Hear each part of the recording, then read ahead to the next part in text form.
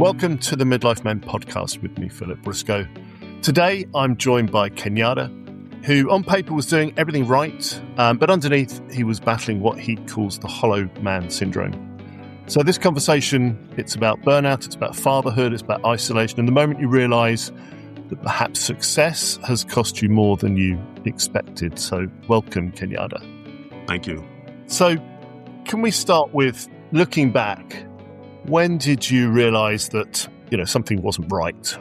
I think it was just before I had my daughter, which was about 5 years ago. And first of all, I'll just say that most things were not just right, they were going extraordinarily well. And I say that on average, compared to just others, my life was great. I had a great job. I had great relationships with my family, great relationships with my friends, very healthy. Everything was perfectly fine. And for that reason, I suppose, with that as the background, I was a little bit concerned that I still wasn't feeling that great. I certainly wasn't feeling fulfilled. And so I think, I've always been relatively self-aware, I would say.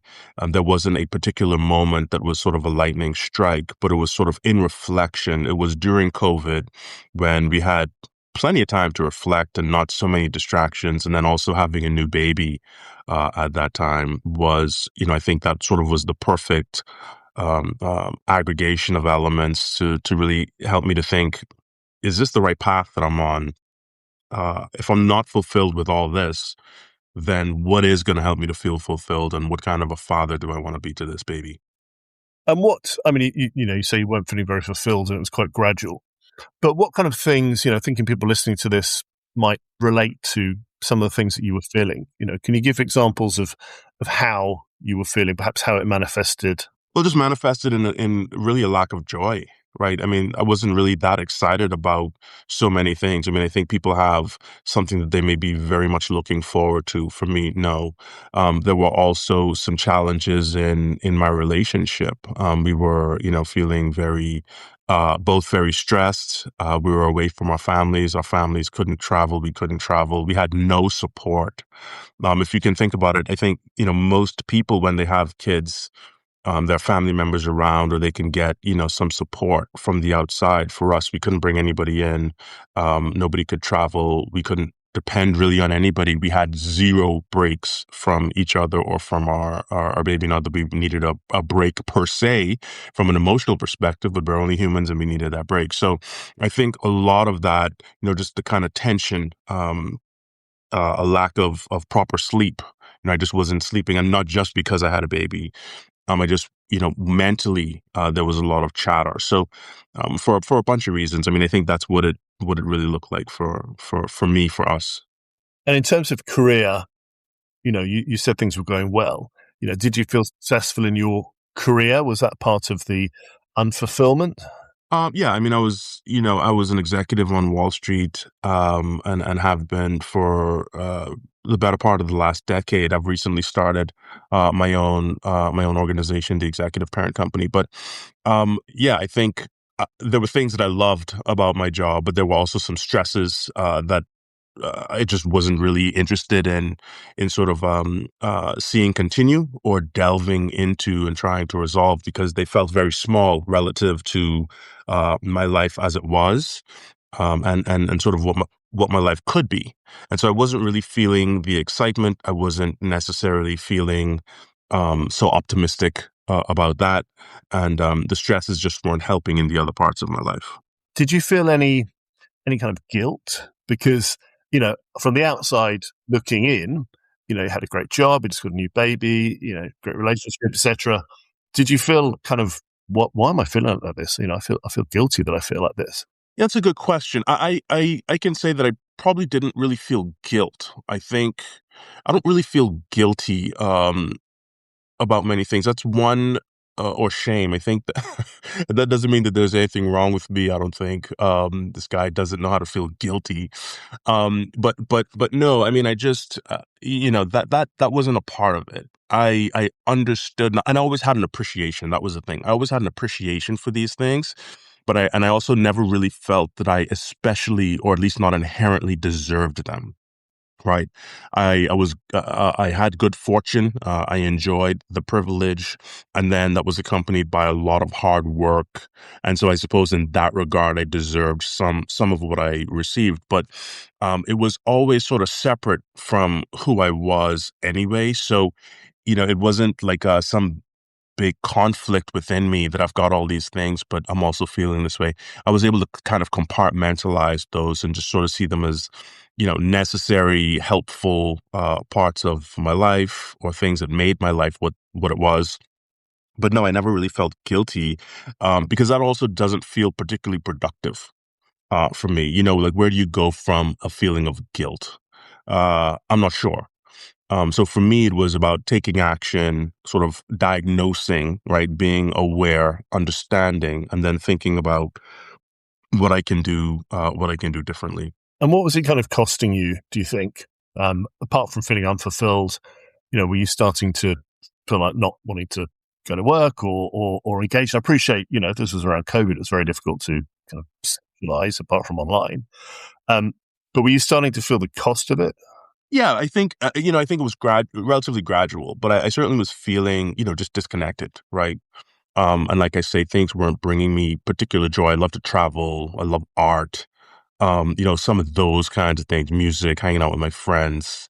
But yeah, I was sort of withdrawing. And I think when you have the kind of inner conflict, if you want to call it that, or there's sort of rough seas in a climate that's challenging, it's kind of difficult to be smooth and easy on the outside, and in your other relationships, right?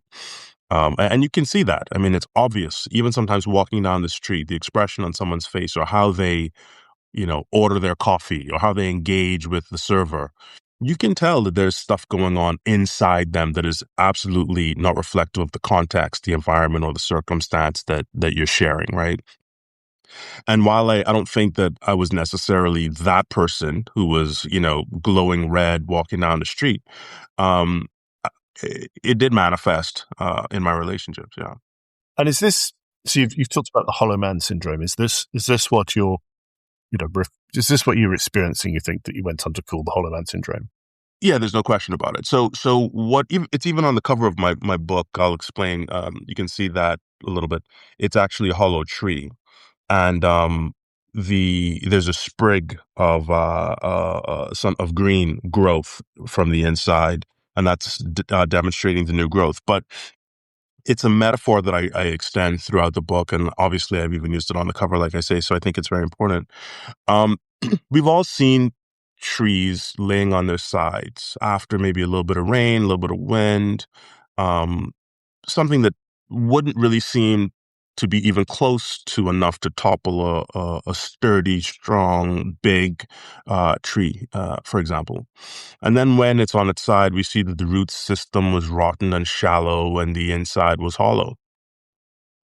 And I think a lot of men are operating that way, right? When we think about the suicide rates for men, way higher than women, though the attempted suicide, the effectiveness, let's say, is very high. There's not really much failure there, and it's often a shock to people.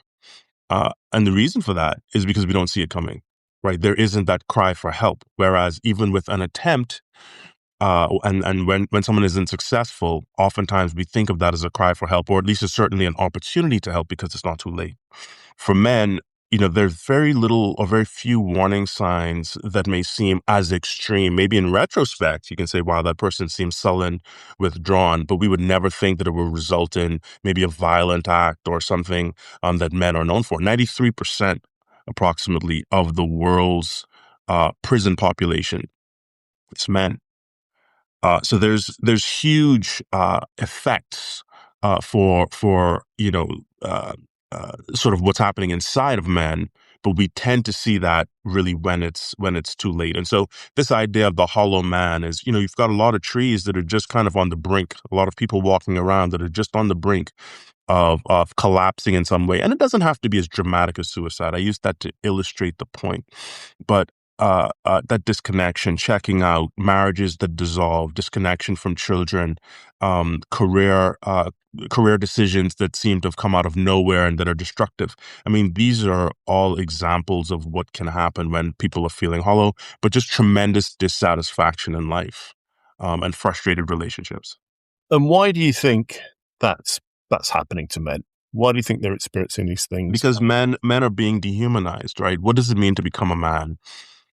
From the time that we're boys, or even as boys, we're treated differently. I met a woman a few months ago who has twins, young twins. One is a boy and one is a girl, and she mentioned how frequently the boy is in tears because he doesn't get the same kind of pretty things that his sister gets, colorful and textured and that sort of thing.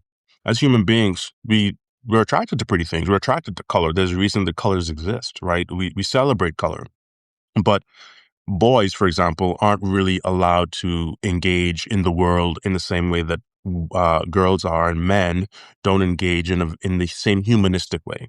A lot of the things that are human characteristics we attribute to being effeminate. So, for example, stronger relationships, physical connection, or friendship, um, seeking help, right? Acknowledgement of our emotions. Those are things that we generally are discouraged from doing. We fight through pain. We ignore it. We don't tell people when we're hurt. That's not that's not human behavior. That's not human characteristic. That's not what makes for healthy relationships and healthy communities. Yet that is what we expect of men globally.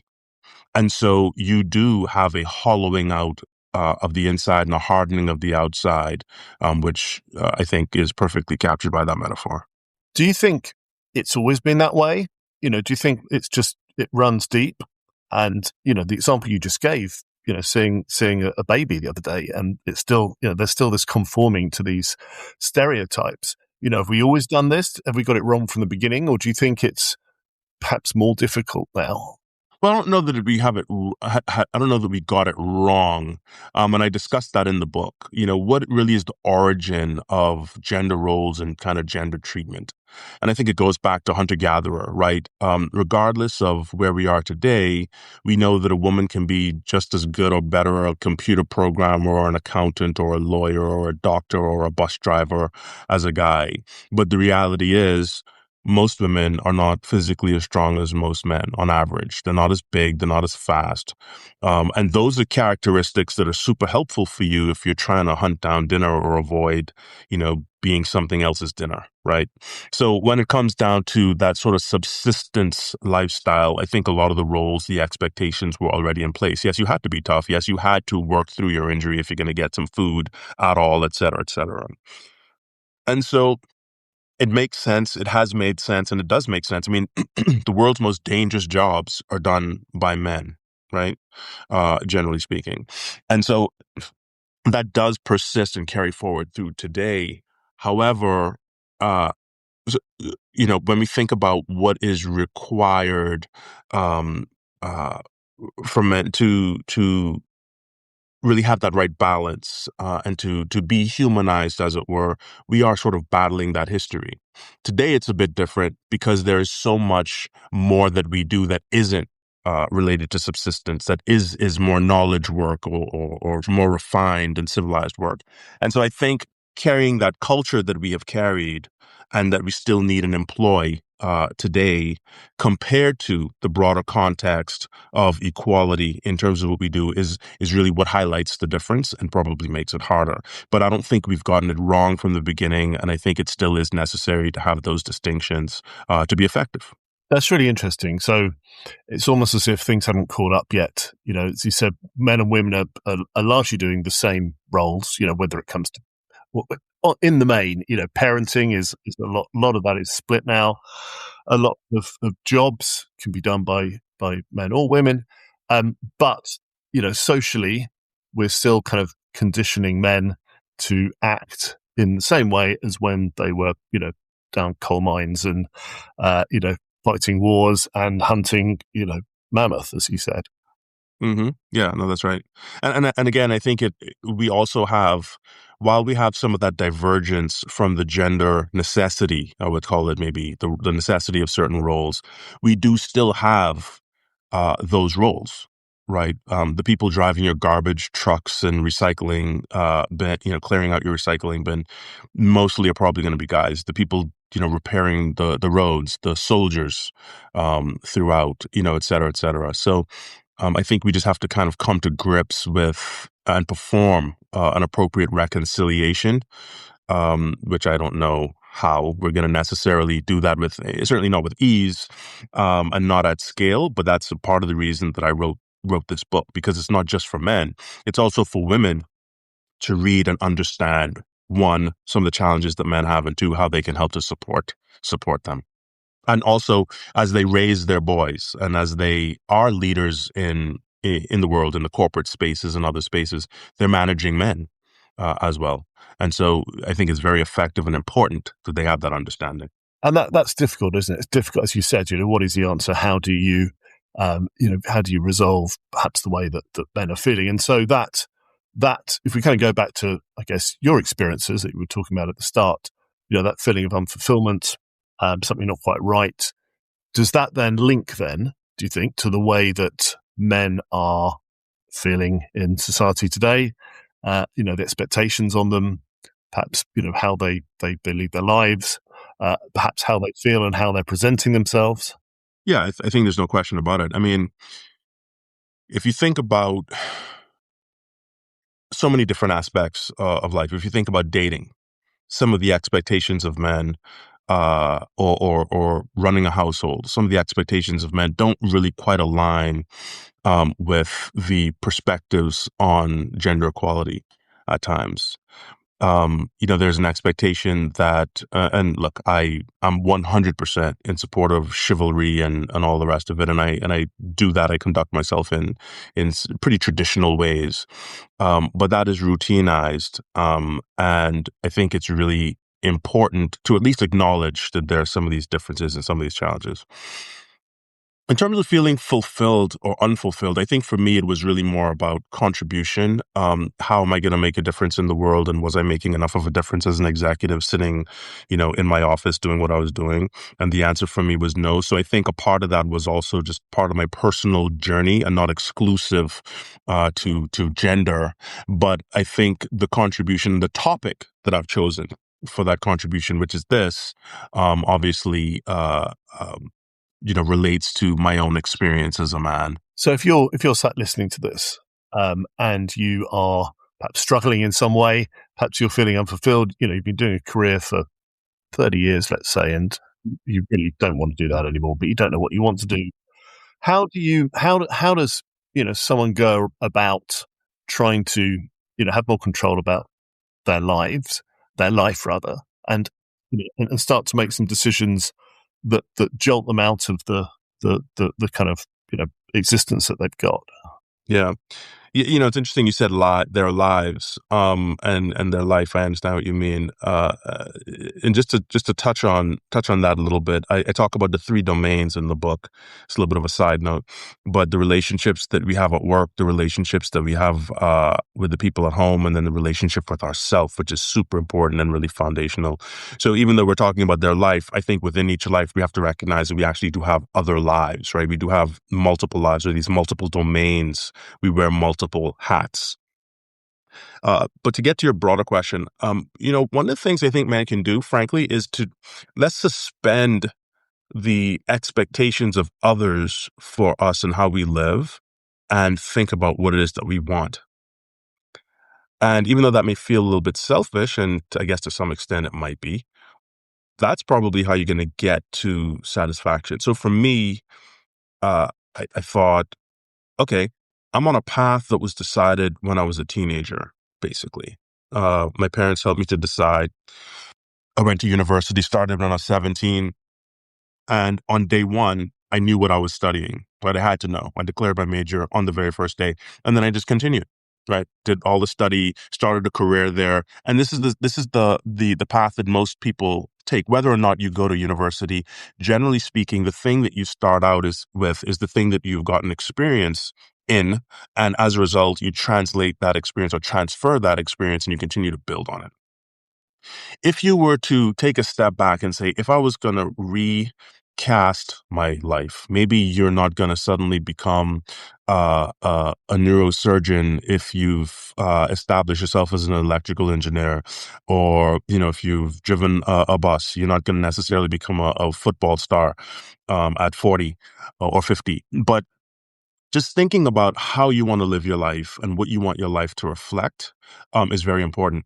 Another thing is that we generally don't think that we have enough time. So if we think, though, what is the average life expectancy? Let's say I make it to 85 and I do the math. I've got decades yet.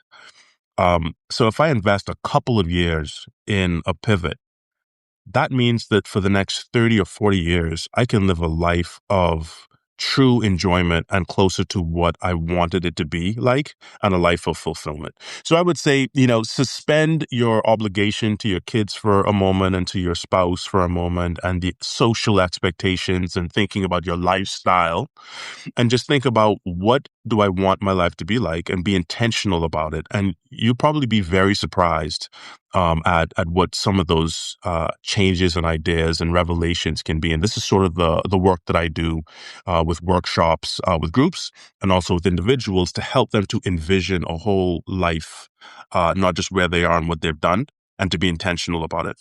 What if you don't know what you want to do, though? I think a lot of men and women, find themselves in a career they don't enjoy, or a job they don't enjoy, and they know they don't want to do it, but they don't know what they do. I mean, do you go and ask your 10-year-old self what you wanted to be? How do you go about starting that journey? So it's a little bit related to kind of what I was talking about, but I can be a bit more specific. So what it means is not thinking about how things are going to manifest. I think that's where we spend our time. When we say, well, what am I going to do? We're talking about, well, what job am I going to have in specific? Where am I going to live as a result of that job in specific? What we really should be doing is sort of decomposing the specifics into the general things. How do I want to live my life? Do I want to live in this kind of a climate? Do I want to work these kind of hours?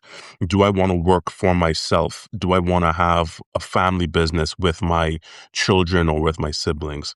What is it that I enjoy? What makes me happiest in my life? And it may not just be fishing, which may be very specific, but it may be spending time in nature, having time to reflect, spending time with my father, or whatever the case may be.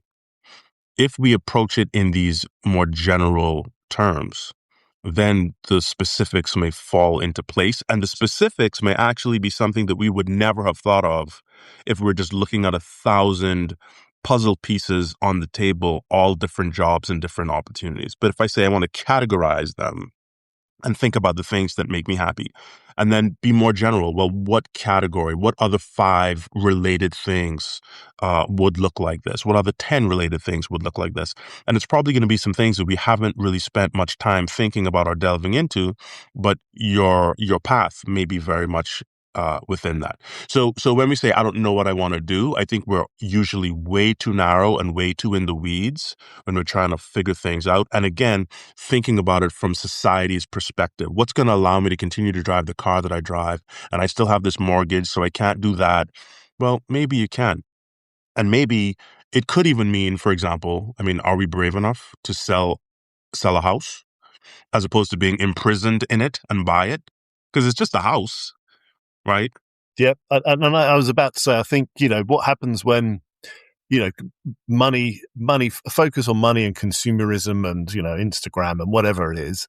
We are as humans, we're very easily distracted by that, and more than ever before, we're made to think that we're meant to be success is valued. You value success by the amount of money you've got, the amount of things you which I guess that's what you're saying is just try and step back from that and think about what you really want to do. And, do you really want those things that you think make you happy, as opposed to the next 20, 30 years having something where you feel fulfilled?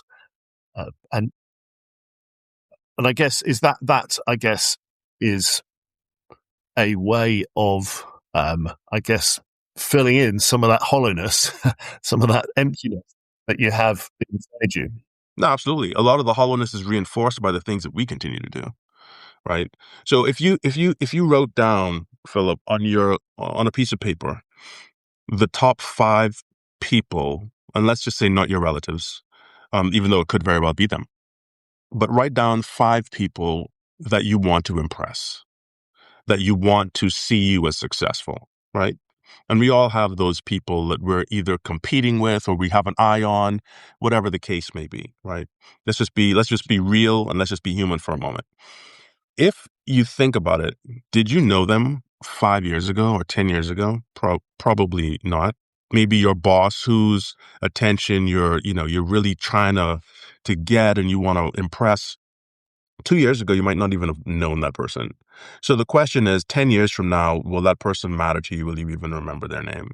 20 years from now, when you look back at your life, you're going to say, wow, I worked through my kid's birthday, my anniversary. I didn't go to the gym like I should have.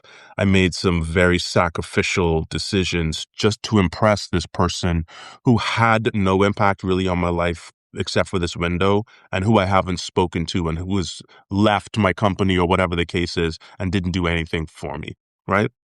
And I think we live our lives in a sequence or a series of these sort of um, moments of captivity, really, when we're really trying to impress other people and doing things that aren't necessarily in our best interest in the long term. Even if the person is great, and even if your goal is achieved, whatever your highest goal is now, is that really going to matter in 5 years, and to what extent?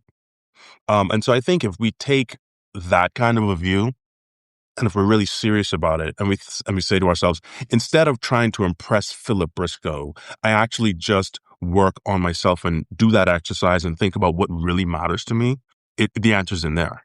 So that is someone listening to this, they could take a first step today, right? A really easy first step. And that would be what? Just based on what you said, just to start to think about who's important in your life? Well, not just who's important in your life. I mean, yeah, think about who's important in your life, but then also think about who's not important really in your life, but to whom you are giving importance, right? And what is important in your life versus where are you spending your time? Because if we did that kind of reconciliation, I think most of us would fail actually pretty badly. Because the values and the things that we say that we value aren't really where we generally tend to spend our time and put our emphasis and our focus. If we think about how we spend our time, and it's probably necessary, right, for most people to work a lot of the hours, the waking hours. But the people with whom we work aren't the people we love the most, probably. They're not the people that we say that we're sacrificing for and doing things for, most likely. Uh, and it's almost inverse. We focus on our relationships at work, then we focus on the relationships at home, and then we think about ourselves. And if we think about ourselves, if we eat properly, if we exercise, if we get enough rest, if we meditate, if we go to therapy. But the reality is the most fundamental relationship is with yourself, right? You require yourself for every other relationship, and you have to be present, physically able, and not distracted to be good at what you do. So the reality is you can get another job, you can work with other people. You're not going to change your family, and you're not going to be something other than you. I don't care what you do to your face or what you do to your body or the clothes you wear, what you do with your hair. You're still you, and you're still going to be there. So I think we've got it kind of backwards, generally speaking, in terms of how we spend our time and where we spend it, what we focus on, compared to the things that we say we value and the things that we actually need to value. So that's probably a nice exercise that people can do as well, to get them on the right track. I think, and also I think it's interesting, something you said a little bit earlier about, taking a bit of time to invest in yourself, because as you get older, you tend to just get stuck in a rut and years disappear. Years disappear and you're doing the same job. Your focus is maybe on, say, if you've got a family, on raising your kids, or, just making sure you pay your mortgage, whatever it might be. And so, and it's difficult to take a step out of that. And before you know it, 5 years has passed and you're still in the same situation. So I think it's interesting what you're saying, that, you just stop and be prepared to ask some difficult questions and to spend a bit of time thinking about what you really want to do. And maybe just maybe you have to take a few steps back to go forwards, Yeah, and absolutely. evaluating the kind of long term, I guess, payback, and it's not necessarily financial, because you can have a lot of money and be very unhappy, and I guess Many people are. Many people do, right? and that comes back to your hollow tree analogy, where on the outside you might look great to everybody else, but on the inside, you're just hollow. And do you think that men are, and I think I know the answer to this.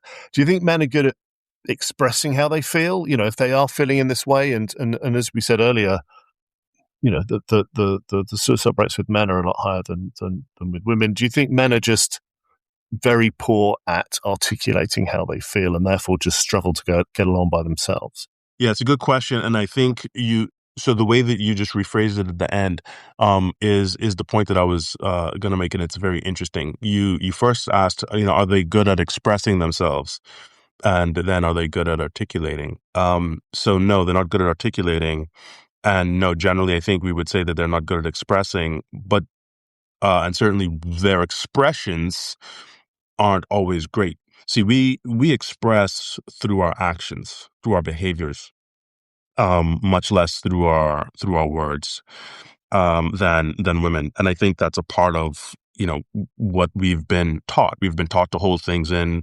To whom are we going to express? I think environments like this, where we've got very intentional uh, circumstances and situations for men to come together, is where men are most vulnerable, in my experience. In these groups, men will share and say all sorts of things that they would never say in front of women or in front of their families, necessarily. So it's not so much that they can't do it; it's that the environments aren't really right for them to do it. There aren't so many spaces like this, even though we're seeing an increase.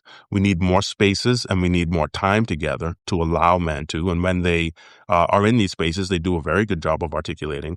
But I think also not just emotional intelligence needs to be strengthened, but emotional literacy. What do things mean? How do we read it? And then how do we speak about it? But I think men do a lot of expressing, and that can be through withdrawal. That can be through silence. It can be through drinking. It can be through, spending more time in the gym, which is great if you're spending time in the gym, unless it's too much time, right? So we express in a lot of different ways, and it's not just verbal, but in terms of generally articulating how we're feeling, or even being able to put the words to it, I think that's something that we definitely need to do a lot of work on. And men often feel isolated, right? Feel, especially as you get older, perhaps the friends that you had when you were younger, drop away. You spend more and more time on your job and your family, and I think a lot of men just think they're alone and are the only person going through what they're going through. Well, that's right. I mean, and again, that's why I think we need more conversation, right? We need more books like this. We need more podcasts like this. We need more conversations like this, and we need to make ourselves more open and available for the conversations with others too. Even when we're not feeling great, even when we're not feeling, like we've got it all together. You may be surprised at how uplifting and fulfilling the conversation may be when you offer to try to help somebody else or make yourself available, because it's mutually uplifting. I've had that plenty. I've experienced that, and it's something that I really enjoy. So I wanted to ask, because it's not just men that listen to this podcast, women do as well, and um, I think increasingly a lot of people, men and women, are seeing people they know, loved ones who are obviously struggling, and they just can't reach them. They don't know what to do, and maybe it's manifesting through drinking too much, or getting angry, or withdrawn, all these sorts of things. What advice do you have to those people who are trying to reach someone and don't really know how? They're unapproachable. They can't bring it up in conversation. Yeah, I mean, look, there's no. First of all, I'm not a medical or mental health professional or anything like that. So I think it's also very important for me to make that clear and to articulate that.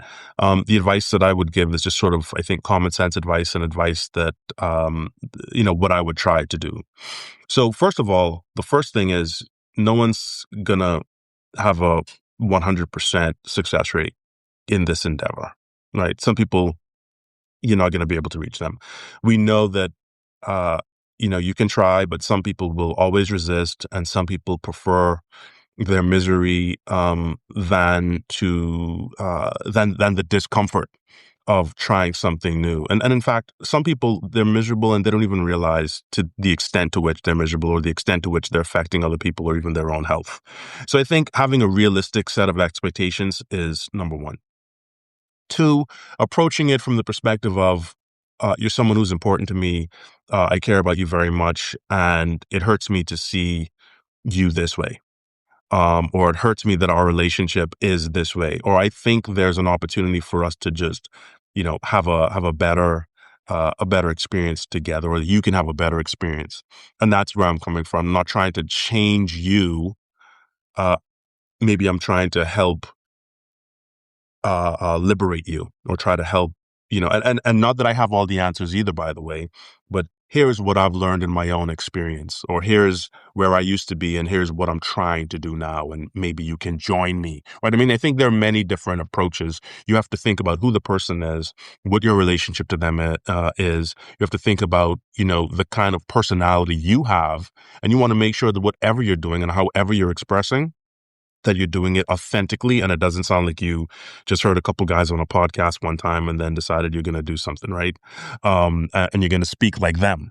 You have to be authentic. So I think that's really, really important, certainly as a starting step. So, Kenyatta, how do you work with men? Say somebody wanted to contact you, we can put a link to your book in the show notes. But tell us a bit more about how you now work with men after your own experiences. Yeah, thanks so much for that question. So I can be contacted at the executiveparentcompany.com or executiveparentcompany.com. And, there's obviously an About Me section. I'm working on a number of books, some other educational material. Um, and I've got a podcast called Executive Dad, which has only about 20 episodes. So I'm frankly quite infrequent in my podcasting in that way. But there's some good episodes and some good advice there. So Executive Dad, wherever you find your podcast, you can do that. But yeah, people are very welcome to reach out to me, Kenyada at executiveparentcompany.com. And more specifically, I work with individuals, and, I don't really think about hours and sessions. I think about outcomes, right? What are we aiming to achieve, and how are we going to help you to have an integrated, balanced life that is satisfactory across those domains: work, home, and with yourself. And also workshops, right? I work with groups. Oftentimes I'm brought in by a company, or I can organize something for a group of people, and we can go through some exercises and that kind of thing. Very much like what you've heard me say here today, but it's much more interactive, obviously, than just listening to me, give you advice and answer to a question. Yeah. Which I've enjoyed, by the way. This has been a wonderful conversation. I'm not quite ready for it to end. Good. Well, okay. Well, I've got one more question then for you, and I appreciate we have talked about this, but it's always good to reiterate it. What's one piece of advice you give to men listening to this who, are experiencing that kind of hollow tree, that syndrome where they just feel burnt out or there's something missing? One piece of advice that you give them. Yeah, that's always tricky, and it's a great question. But whenever it's like one piece of advice, I've got to sort of distill so much into it, and it comes up at a very high level. I mean, I think the key is you've got your one life. What do you want it to be like? You've got to be intentional, right? If you've got people who are looking up to you, what kind of a model are you wanting to be for them? But one of the things, I guess what I'll say, and then this probably isn't the key piece of advice, or if I had to give you only one, but it's super important. And we have not spoken about this. For whom are you making the sacrifices? So a lot of people especially if, let's say, they had a more challenging upbringing, or maybe there wasn't enough money in the house, or their first generation, wherever they are. They're often doing today what they wish someone had done for them yesterday. So the decisions that they're making for overwork, for example, they say, well, I want to give my children a great future. Well, your children probably already have a wonderful future, and they're having a wonderful present. And it would be maybe even better if you spent more time at home than in the office, or than at work working a second job, right? Or where you're so tired that when you're there, you're irritable and you actually don't want to spend time with them, but you say that you're working for them. And then maybe you're frustrated because they're not showing you the kind of appreciation that you think you deserve because you're working so hard, even though they have no idea why you're never at home, right? And this is all within you because you're not really communicating it well, but also because you are trying to give them something that they may not even want. It's not that they don't want to have a secure financial and stable financial scenario, but I think it would be much better to spend time with them during their teenage years than to be able to give them a down payment on their first house. Maybe the time that you spend with them will allow them to develop and mature and to think about things in a certain way that they can do it for themselves much better than you would ever be able to, because that's something that you wanted someone to do for you, but it didn't happen. So I think that's probably a really important question. For whom am I doing this? And am I defining their needs in my ways than in the ways that they would actually define it or appreciate my contribution? That's great advice. Thank you so much, Kenyada. Thanks for your time. Absolutely. Thank you. Thank you for listening to the Midlife Men podcast with me, Philip Briscoe. If you want to find out more about Kenyada, then visit his website, The Executive Parent Company, which is www.executiveparentcompany.com, or you can listen to his podcast, Executive Dad, available on Spotify, Apple, and other podcast channels. To help raise the profile of the podcast, it really helps if you can please follow and review the show on your podcast platform. And please do share it with your own networks and with people you think might benefit from listening.